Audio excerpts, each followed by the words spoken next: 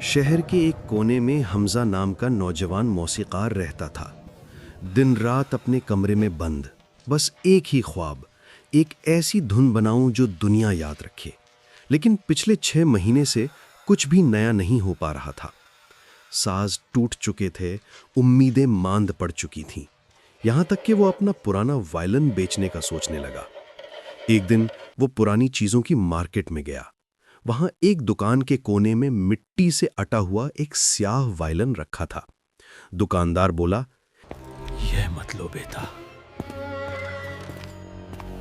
यह साज खुशी नहीं देता। हमजा हंस पड़ा। शायद इसी में मेरा नया नगमा छुपा हुआ। और वो वायलिन खरीदकर घर ले आया। रात को जब उसने पहली बार तार छुआ, कमरे की लाइट हल्की सी झिलकी और एक अजीब सी ठंडक पूरे कमरे में फैल गई। धुन खुद ब खुद बनने लगी, इतनी खूबसूरत, इतनी उदास, जैसे किसी की आखिरी चीख को राग में बदला गया हो।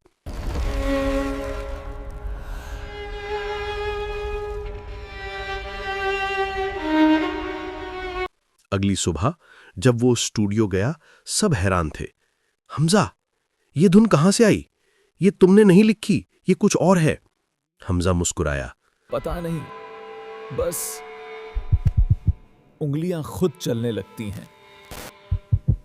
रात वो दोबारा वायलिन के साथ बैठा। जैसे ही उसने बाव छुआ, दीवार पर लटकी तस्वीर हिलने लगी।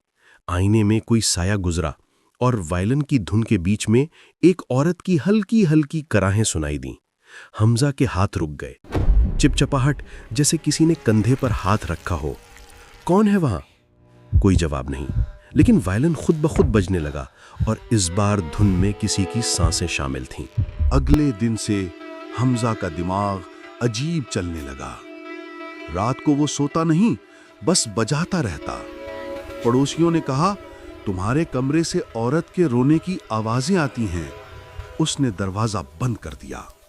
धुन मुकम्मल होने के करीब थी, लेकिन जैसे जैसे धुन आगे बढ़ती, कमरा ज्यादा सर्द, ज्यादा घप अंधेरा होता जाता। एक रात वायलिन के अंदर से किसी की आवाज आई, मेरा गाना मुकम्मल करो,